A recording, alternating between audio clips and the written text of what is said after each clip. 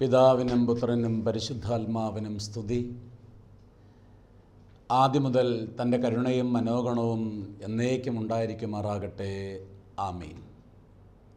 കർത്താവിൽ പ്രിയ ദൈവജനമേ, അനുഗ്രഹീതമായ ഈ നല്ല ദിവസത്തിനായി കർത്താവിനെ നമുക്ക് മഹത്വപ്പെടുത്താം. ഈ അനുഗ്രഹീതമായ സമയം നമുക്ക് ഒന്ന് ചേർന്ന് ദൈവസന്നിധിയിലായിരിക്കാൻ അനുവദിച്ച കർത്താവിൻ്റെ കൃപയ്ക്ക് കീഴ് നമുക്ക് താണിരിക്കാം. ഈ നാളുകൾ ആയുസ്സും ആരോഗ്യം തന്ന് കാത്തുപരിപാലിച്ച കർത്താവ്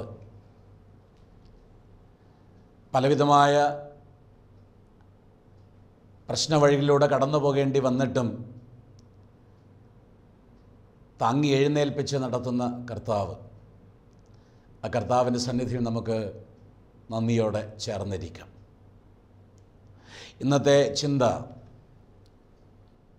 നഹൂം പ്രവാചകൻ്റെ പുസ്തകം 2-ാം അധ്യായം അതിൻ്റെ 1-ാമത്തെ വാക്യം. സംഹാരകൻ നിനക്കെതിരെ കയറി വരുന്നു, കോട്ട കാത്തുകൊള്ളുക, വഴി സൂക്ഷിച്ചു നോക്കുക, അരമുറുക്കുക, നിന്നെ തന്നെ നല്ലവണ്ണം ശക്തീകരിക്കുക.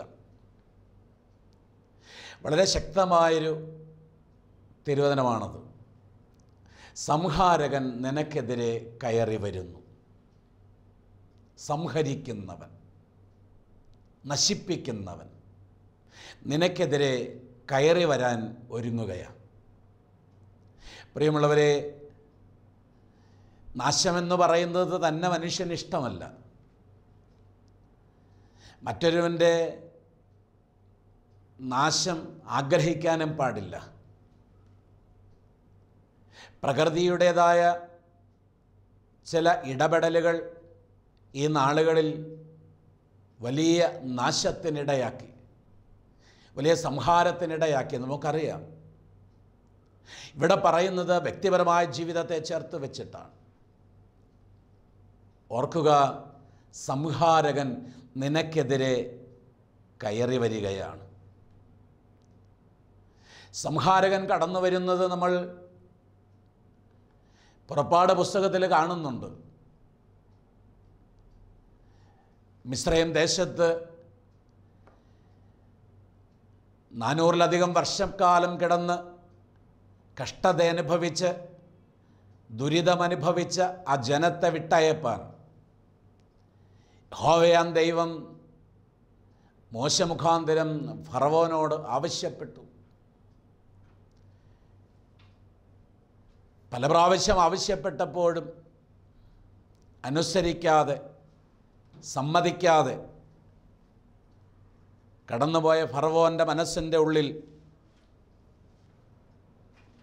ചഞ്ചലിപ്പ് ഉണ്ടാകുന്ന വിധത്തിൽ ദൈവം തമ്പുരാൻ ഇടപെടുമ്പോഴാണ് ഒരു സംഹാരകൻ്റെ കടന്നുവരവിനെക്കുറിച്ച് നമ്മൾ കാണുന്നത്. യഹോവയാം ദൈവം ഇപ്രകാരം ഓർമ്മിപ്പിച്ചു.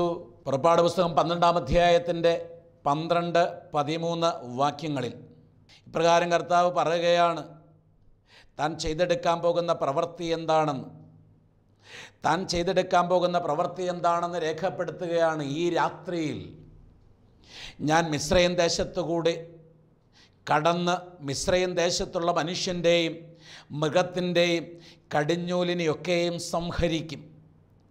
മിസ്രയീമിലെ സകല ദേവന്മാരിലും ഞാൻ ന്യായവിധി നടത്തും. ഞാൻ യഹോവയാകുന്നു. ദൈവകൽപ്പന അനുസരിക്കാതെ, ദൈവവചനത്തിന് വില കൊടുക്കാതെ, ദൈവവചനത്തിന് മാന്യത കൽപ്പിക്കാതെ അത് തള്ളിക്കളയുന്ന, നിരാകരിക്കുന്ന മനുഷ്യരുടെ ഉള്ളത്തിൽ ചിന്തകളുണ്ടാക്കേണ്ടതിന് ചില ഇടപെടലുകൾ നടത്തേണ്ടിയിരിക്കുന്നു. അപ്രകാരം ഇവിടെ ദൈവം പറയുകയാണ്, ഈ രാത്രിയിൽ ഞാൻ മിസ്രയീം ദേശത്തൂടെ കടന്നു പോകും.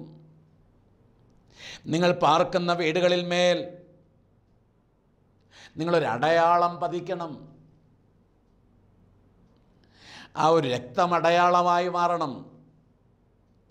ഞാൻ രക്തം കാണുമ്പോൾ നിങ്ങൾ ഒഴിഞ്ഞു കടന്നു പോകും. ഞാൻ മിസ്രയീം ദേശത്തെ ബാധിക്കുന്ന ബാധ നിങ്ങൾക്ക് നാശഹേതു ആയിത്തീരുകയില്ല. കർത്താവ് പറയുകയാണ്, നിങ്ങളുടെ ഭവനത്തിൻ്റെ മുൻപിൽ കട്ടിളപ്പടികളിൽ, അതിൻ്റെ കുറുമ്പടികളിൽ രക്തം അടയാളമായി നീ തളിച്ചിരിക്കണം. പ്രിയമുള്ളവരെ, എൻ്റെ 21-ാമത്തെ വാക്യത്തിലേക്ക് വരുമ്പോൾ വ്യക്തമായി കർത്താവ് ഇപ്രകാരം രേഖപ്പെടുത്തുകയാണ്. അനന്തരം മോശ ഇസ്രായേൽ മൂപ്പന്മാരെയൊക്കെയും വിളിച്ചവരോട് പറഞ്ഞത്, നിങ്ങൾ നിങ്ങളുടെ കുടുംബങ്ങൾക്കൊത്തവണ്ണം ഓരോ ആട്ടിൻകുട്ടിയെ തെരഞ്ഞെടുത്ത് പെസഹായെ അറുപ്പീൻ. 22-ാം വാക്യം, ഈസോപ്പ് ചെടിയുടെ ഒരു കെട്ട് എടുത്ത് കിണ്ണത്തിലുള്ള രക്തത്തിൽ മുക്കി കിണ്ണത്തിലുള്ള രക്തം കുറുമ്പടിമേലും കട്ടിളക്കാൽ രണ്ടിന്മേലും തേക്കണം. പിറ്റന്നാൾ വെളുക്കും വരെ നിങ്ങളിൽ ആരും വീട്ടിൻ്റെ വാതിലിന് പുറത്തിറങ്ങരുത്. കാരണം യഹോവയാം ദൈവം മിസ്രയീം ദേശത്തൂടെ കടന്നു പോകാൻ തുടങ്ങുകയാണ്. അങ്ങനെ കടന്നു പോകേണ്ടി വരുമ്പോൾ യഹോവ മിസ്രയീം വരെ ദണ്ഡിപ്പിക്കേണ്ടതിന് കടന്നു വരും. എന്നാൽ കുറുമ്പടിമേലും കട്ടിളക്കാൽ രണ്ടിന്മേലും രക്തം കാണുമ്പോൾ യഹോവ വാതിലൊഴിഞ്ഞു കടന്നു പോകും. നിങ്ങളുടെ വീടുകളിൽ നിങ്ങളെ ദണ്ഡിപ്പിക്കേണ്ടതിന് സംഹാരകൻ വരുവാൻ സമ്മതിക്കുകയുമില്ല എന്ന് മോശ വഴി യഹോവയാം ദൈവം ഓർമ്മപ്പെടുത്തുകയാണ്. ഒരു രക്തത്തിൻ്റെ തളിപ്പ് അതൊരടയാളമാണ്. ദൈവമക്കൾ പാർക്കുന്ന ഭവനത്തിൻ്റെ അടയാളം കർത്താവിൻ്റെ രക്തത്തിൻ്റെ തളിപ്പ്. പ്രിയമുള്ളവരെ, രക്തത്തിൻ്റെ തളിപ്പ്, രക്തത്തിൻ്റെ അടയാളമിട്ടതായ ഭവനങ്ങളിൽ പ്രിയമുള്ളവരെ സംഹാരകൻ കടക്കില്ല. ആ ഭവനത്തെ ഒഴിഞ്ഞ് സംഹാരകൻ കടന്നു പോകും. കടിഞ്ഞൂൽ പുത്രന്മാരെ സംഹരിപ്പാൻ തക്കവണ്ണം, മിസ്രയീമ്യ കുടുംബങ്ങളിൽ നിന്ന് സംഹരിപ്പാൻ തക്കവണ്ണം, മനുഷ്യൻ്റെ മനസ്സിൽ ദൈവഭയം സൃഷ്ടിക്കുവാൻ തക്കവണ്ണം സംഹാരകൻ കടന്നു പോകുമ്പോൾ അതിൽ ഉൾപ്പെടാതെ വണ്ണം ഇസ്രായേൽ മക്കളാകുന്ന ദൈവത്തിൻ്റെ സ്വന്തം ജനം സ്വന്തം ഭവനത്തിൻ്റെ കട്ടിളകളുമേൽ കുഞ്ഞാടിൻ്റെ രക്തം കൊണ്ട് മുദ്രയിട്ടിരിക്കണം. പ്രിയമുള്ളവരെ, അങ്ങനെയുള്ള ഭവനങ്ങളിലേക്ക് സംഹാരകൻ കടക്കത്തില്ല. അതുകൊണ്ടാണ് പരിശുദ്ധ സഭ കലാകാലങ്ങളിൽ ശക്തമായി ഓർമ്മപ്പെടുത്തുന്നത്, ഓരോ ഭവനങ്ങളിലും പുരോഹിതനെ കൂട്ടിവരുത്തി ഒരു ഭവനകുദാശയുടെ ശുശ്രൂഷ നടത്തി വീടിൻ്റെ കട്ടിളയുടെ കുറുമ്പടികളിലും കട്ടിളക്കാലുകളിലും പരിശുദ്ധ ശ്രീബായുടെ മുദ്ര പരിശുദ്ധ ശ്രീബായാൽ മുദ്ര ചാർത്തണമെന്ന്. ഇന്ന് ഈ കാലഘട്ടത്തിൽ അതിനെക്കുറിച്ച് പലർക്കും ബോധ്യമില്ല. ഒരുപക്ഷെ പുതിയ വീട് പണിയുമ്പോൾ മാത്രം അപ്രകാരമൊന്ന് ചെയ്തേക്കാം. എന്നാൽ കാലാകാലങ്ങളിൽ ഒരു പൈശാചിക ഇടപെടലുണ്ടാകാതിരിപ്പാൻ, ദുഷ്ടൻ്റെ പ്രവർത്തനം കടന്നു വരാതിരിപ്പാൻ, ദുഷ്ടൻ്റെ കണ്ണ് പതിയാതിരിപ്പാൻ, സംഹാരകൻ എത്തി നോക്കാതിരിക്കാൻ അത് വളരെ ആവശ്യമാണെന്ന് ദൈവത്തിൻ്റെ വചനത്തോട് ചേർത്ത് വെച്ച് പഠിക്കുമ്പോൾ നമുക്ക് മനസ്സിലാകും. പ്രിയമുള്ളവരെ, സംഹാരകൻ കടക്കാതിരിക്കാൻ ശ്രദ്ധിക്കണം. ഒരു ഭവനത്തിന്മേൽ ഒരടയാളമായി നിൽക്കുമ്പോൾ ആ ഭവനവും അതിലുള്ളവരും രക്ഷ പ്രാപിക്കുമെന്ന് കർത്താവ് വചനത്തിലൂടെ നമ്മെ ബോധ്യപ്പെടുത്തുമ്പോൾ വ്യക്തിപരമായി നമ്മിലേക്കും സംഹാരകൻ്റെ കടന്നുവരവ് ഉണ്ടാകാതെ ഇരിപ്പാൻ നാം നമ്മെ തന്നെ സൂക്ഷിക്കേണ്ടിയിരിക്കുന്നു. നമ്മെ തന്നെ കരുതേണ്ടിയിരിക്കുന്നു. ലോകത്തിൻ്റെ പാപവഴികളിലൂടെ കടന്നുപോയി പിശാചിന് അധിവസിക്കാൻ തക്കവണ്ണമുള്ളതായ പ്രവർത്തനങ്ങൾ നടത്തുമ്പോൾ സംഹാരകൻ നമ്മിലേക്കും പ്രവേശിക്കും. അങ്ങനെ വരാതിരിപ്പാൻ തക്കവണ്ണം കോട്ട കാത്തുകൊള്ളുക എന്നാണ് നഹൂം പ്രവാചകൻ നമ്മെ ഓർമ്മപ്പെടുത്തുന്നത്. കോട്ടയെ നീ ബലപ്പെടുത്തുക. സംഹാരകൻ അകത്ത് കടക്കാതിരിക്കാൻ നിനക്ക് ചുറ്റിലും ശക്തമായ കൊട്ട തീർക്കുക, ചുറ്റിലും മതിൽ പണിയുക, പിശാച് പ്രവർത്തിക്കാതിരിക്കാൻ, ദുഷ്ടൻ കടന്നു വരാതിരിക്കാൻ, പാപത്തിലേക്ക് കൊണ്ടുപോകാതിരിപ്പാൻ, പാപം നമ്മെ മൂടാതിരിപ്പാൻ, പാപത്തിൻ്റെ ശമ്പളമാകുന്ന മരണത്തെ പുൽകാതിരിപ്പാൻ നിന്നെ തന്നെ ഒരു കോട്ടയ്ക്കുള്ളിലേക്ക് കടത്തി നിർത്തുക. ഏതാണ് ആ കോട്ട? അത് കുഞ്ഞാടിൻ്റെ രക്തക്കോട്ടയാണ്. കർത്താവിൻ്റെ തിരുരക്തം കൊണ്ട് ഒരു കോട്ട, ആ കോട്ടയ്ക്കകത്ത് പ്രവേശിക്കാൻ തക്കവണ്ണം കർത്താവ് നമ്മെ ഒരുക്കുകയാണ്. പ്രിയമുള്ളവരെ, മരണാനന്തര ശുശ്രൂഷയിൽ ചെല്ലുമ്പോൾ ഇപ്രകാരം ഒരു ഗീതം നമുക്ക് കേൾക്കുവാനായിട്ട് സാധിക്കും. ആ ഗീതം ഇപ്രകാരം നമ്മെ ഓർമ്മപ്പെടുത്തുകയാണ്. ആ രക്തം, ആ കർത്താവിൻ്റെ രക്തം, ആ കുഞ്ഞാടാകുന്ന കർത്താവിൻ്റെ രക്തം നമ്മിലേക്ക് കടന്നു വരുമ്പോൾ നമുക്ക് ലഭിക്കാനിരിക്കുന്ന അനുഗ്രഹം എന്തെന്ന് അതിപ്രകാരം പരിശുദ്ധാത്മാവ് പിതാക്കന്മാരിലൂടെ പാടുകയാണ്. ദൈവസുത വഴിയാത്രയിലെൻ പാഥേയം നീയാം, ജഗതി പോഷകനെ പശിയിൽ നീ എന്നെ പോറ്റി, ഞാനെരിയരുതേ നിന്മേരുധിരങ്ങൾ എൻ തനുവീന്നും വാസന വീശുമ്പോൾ. പ്രിയമുള്ളവരെ, മരണപ്പെട്ടവൻ്റെ ആത്മാവ് ഇങ്ങനെ പാടുകയാണ്. ദൈവസുധ വഴിയാത്രയിൽ എൻ്റെ പാഥേയം എന്ന് പറയുന്നത് നീയാണ്. വിശന്ന കാലത്തെല്ലാം നീ എനിക്ക് ഭക്ഷണമായി വന്നു. എന്നാൽ നിൻ്റെ തിരുശരീരക്തങ്ങൾ എന്നിലിരിക്കുന്നത് കൊണ്ട് ഞാൻ എരിഞ്ഞു പോകരുത്. സംഹാരകൻ്റെ പിടിയിൽ ഞാൻ പെട്ടുപോകരുത്. അന്തരീക്ഷത്തിൽ പതിയിരിക്കുന്ന ദുഷ്ടാത്മ സൈന്യങ്ങളാൽ പിടിക്കപ്പെടുവാൻ ഇടയാകരുത്. കാരണം എൻ്റെ ശരീരത്തിൽ ആവസിച്ചിരിക്കുന്ന നിൻ്റെ തിരുരക്തത്തിൻ്റെ ആ ഗന്ധമുയരുമ്പോൾ ദുഷ്ടൻ്റെ പിടിയിൽ നിന്ന് എനിക്ക് രക്ഷപ്പെടാൻ ഇടയാകും. പ്രിയമുള്ളവരെ, അതുകൊണ്ട് വ്യക്തിപരമായി നമ്മുടെ ജീവിതത്തിൽ സംഹാരകൻ്റെ കടന്നു വരാതിരിപ്പാൻ തക്കവണ്ണം വിശുദ്ധീകരിക്കപ്പെട്ട് അവൻ്റെ തിരുശരീരക്തങ്ങൾ അനുഭവിക്കുമ്പോൾ നമ്മുടെ ജീവിതത്തിലേക്ക് അതെന്നും മുതൽക്കൂട്ടായി നിൽക്കും. പ്രിയമുള്ളവരെ, നമുക്കറിയാം സങ്കീർത്തനം 91:1 ഇപ്രകാരം രേഖപ്പെടുത്തുകയാണ്. അവൻ എൻ്റെ സങ്കേതവും എൻ്റെ കോട്ടയുമാണ്. അവൻ എൻ്റെ സങ്കേതമാണ്, എൻ്റെ കോട്ടയാണ്.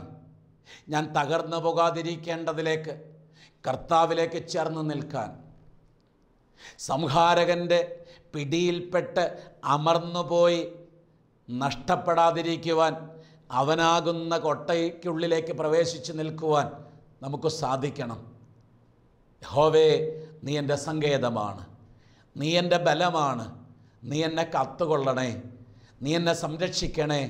സംഹാരകൻ്റെ ഇടപെടൽ എന്നിലേക്ക് കടന്നു വരാതിരിപ്പാൻ നീ എനിക്ക് താങ്ങും കോട്ടയുമാകണമേ എന്ന് നമുക്ക് ചേർന്ന് പ്രാർത്ഥിക്കാം. പ്രിയമുള്ളവരെ, 2 ചിന്തകൾ. സംഹാരകൻ നിനക്ക് എതിരെ കടന്നു വരും. അതേത് സമയത്തും വന്നേക്കാം. പക്ഷേ ആ സംഹാരകൻ നമ്മിലേക്ക് കടന്നു വരുമ്പോൾ നമ്മിലേക്ക് പ്രവേശിക്കാതിരിപ്പാൻ ഒരുക്കമുള്ള ഒരു ജീവിതം, കർത്താവുമായിട്ട് ബന്ധം സ്ഥാപിക്കുന്ന ഒരു ജീവിതം നമ്മിലുണ്ടാകണം. അവൻ്റെ വചനത്തിന് കീഴിരുന്ന് അവൻ്റെ വചനത്തെ ധ്യാനിക്കുന്നൊരു ശീലം നമുക്കുണ്ടാകണം. അവൻ്റെ കൽപ്പന പാലിക്കുന്ന ഒരു ജീവിതശീലം നമുക്കുണ്ടാകണം.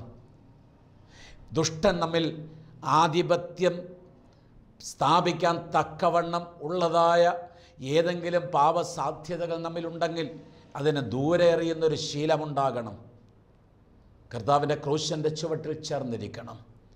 ഒന്നിൻ്റെ തിരുരക്തത്താൽ കഴുകിയവരായിരിക്കണം. ആ തിരുരക്തത്തിൻ്റെ കൊട്ടയ്ക്കുള്ളിൽ സംരക്ഷണം ചെയ്യപ്പെട്ടവരായിരിക്കണം. അപ്പോസ്തലനായിരിക്കുന്ന പത്രോസ്ലീഹ ലേഖനം എഴുതുമ്പോൾ രേഖപ്പെടുത്തുകയാണ്. അതിൻ്റെ 1-ാം അധ്യായത്തിൻ്റെ 18-ാമത്തെ വാക്യത്തിൽ ഇപ്രകാരം പറയുന്നു: വ്യർത്ഥവും പിതൃപാരമ്പര്യവുമായുള്ള നിങ്ങളുടെ നടപ്പിൽ നിന്ന് നിങ്ങളെ വീണ്ടെടുത്തിരിക്കുന്നത് പൊന്ന്, വെള്ളി മുതലായ അഴിഞ്ഞു പോകുന്ന വസ്തുക്കളെ കൊണ്ടല്ല, ക്രിസ്തു എന്ന നിർദോഷവും നിഷ്കളങ്കവുമായ കുഞ്ഞാടിൻ്റെ വിലയേറിയ രക്തം കൊണ്ടത്രേ എന്ന്. നമ്മെ വീണ്ടെടുത്തത് കർത്താവിൻ്റെ തിരുരക്തമാണ്. ആ തിരുരക്തത്തിൻ്റെ ആ സംരക്ഷണത്തിനുള്ളിലേക്ക് നമുക്കൊന്ന് ചേർന്ന് നിൽക്കാം. ആ തിരുരക്തത്തിൻ്റെ അനുഭവത്തിലേക്ക് നമുക്കൊന്ന് ചേർന്ന് നിൽക്കാം. അത് വിശുദ്ധിയോടെ അനുഭവിക്കാൻ നമുക്കൊന്നൊരുങ്ങി നിൽക്കാം. ആ ഒരുക്കത്തിന് വേണ്ടി കർത്താവിൻ്റെ സന്നിധിയിലേക്ക് ഒന്ന് കടന്നു ചെല്ലാം. അവൻ്റെ വചനത്തെ ഒന്ന് ധ്യാനിക്കാം. കർത്താവേ, ഞാൻ പാപിയാണെന്ന് ഏറ്റുപറയാം.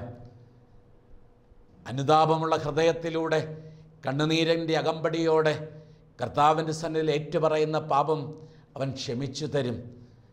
വിശുദ്ധീകരിക്കപ്പെട്ട നമ്മിലേക്ക് കർത്താവിൻ്റെ തിരുശരീരക്തങ്ങൾ അത് അടയാളമായി വയ്ക്കുമ്പോൾ സംഹാരകന് പിന്നെ നമ്മിലേക്ക് പ്രവേശിക്കാൻ സാധിക്കത്തില്ല.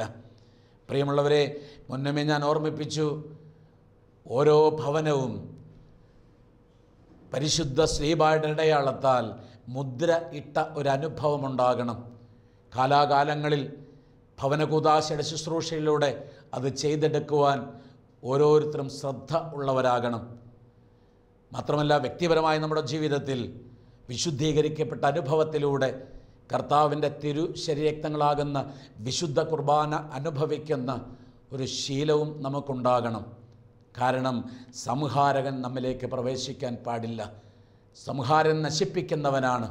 അവൻ നശിപ്പിച്ചു കളയും. കാരണം ദൈവവഴിയിൽ നിൽക്കുന്നവരെ വലിച്ചു മാറ്റി പാപത്തിൻ്റെ വഴിയിലേക്ക് കൊണ്ടുചെന്നെത്തിക്കുവാനാണ് ദുഷ്ടൻ പരിശ്രമിക്കുന്നത്. പെട്ടുപോകരുത്.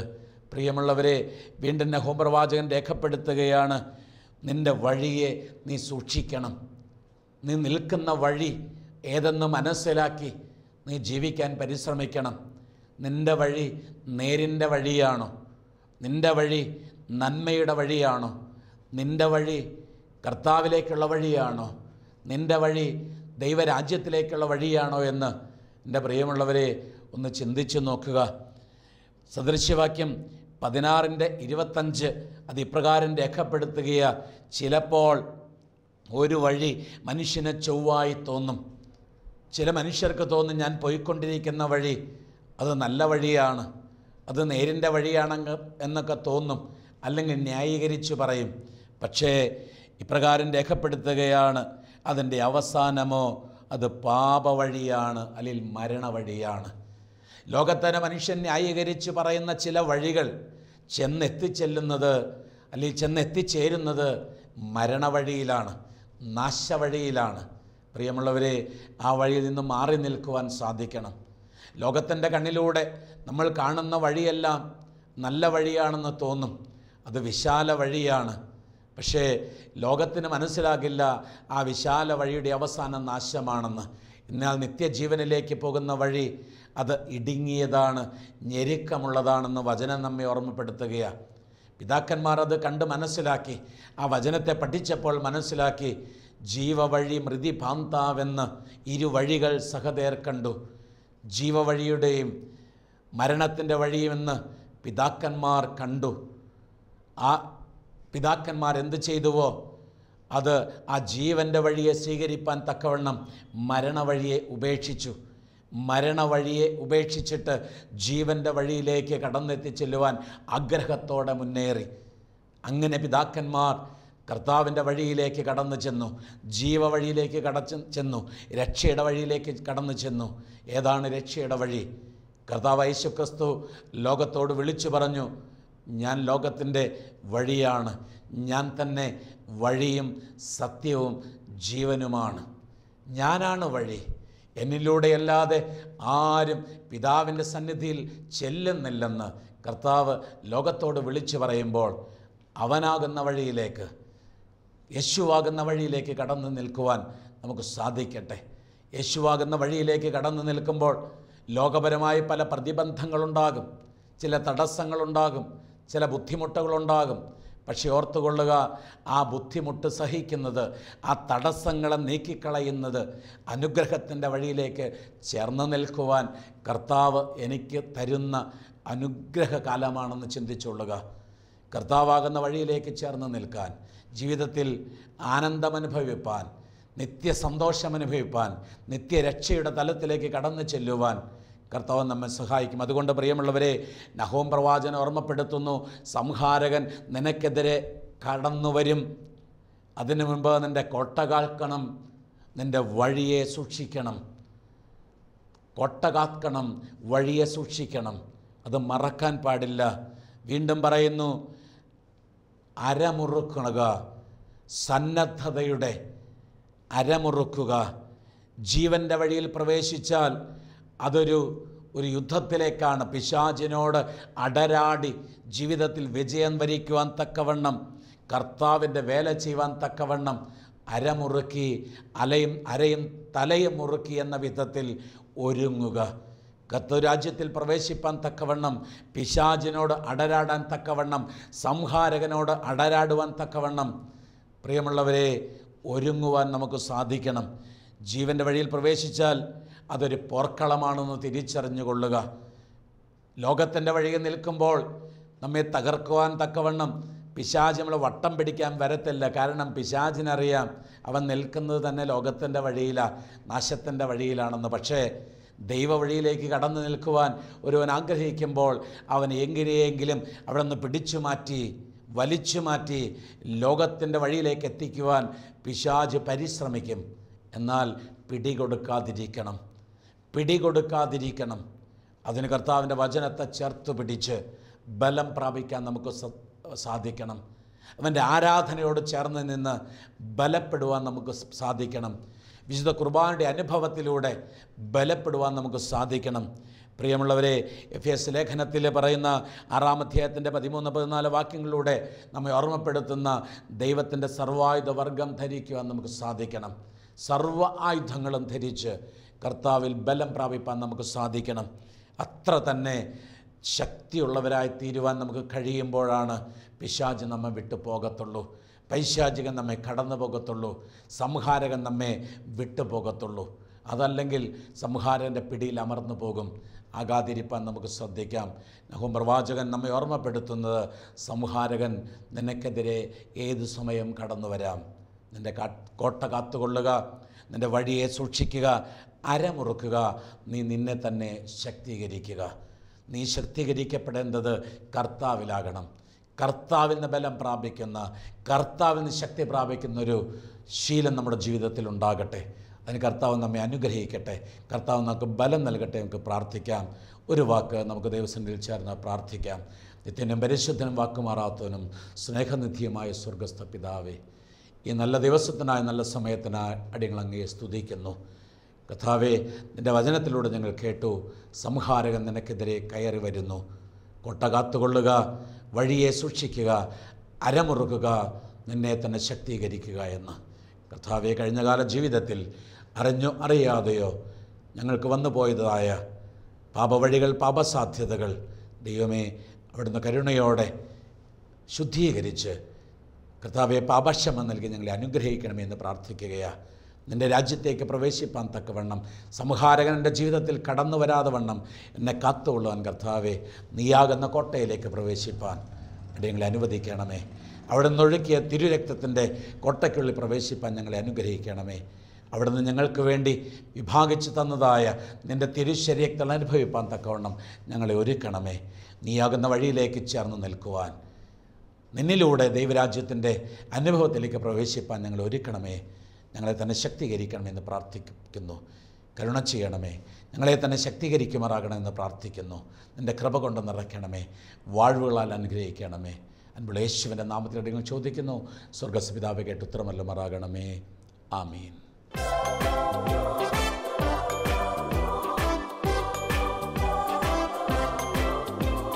ദൂരെ ദൂരെ ദൂരെ മിന്നിത്തെന്നും താരങ്ങൾ കേൾക്കുന്നിതാ, ദൂരെ ദൂരെ വാനിൽ നിന്നും ഗീതങ്ങൾ. മഞ്ഞണിയുന്ന ഈ സുദിനം, മാനവരക്ഷകൻ പിറന്ന ദിനം.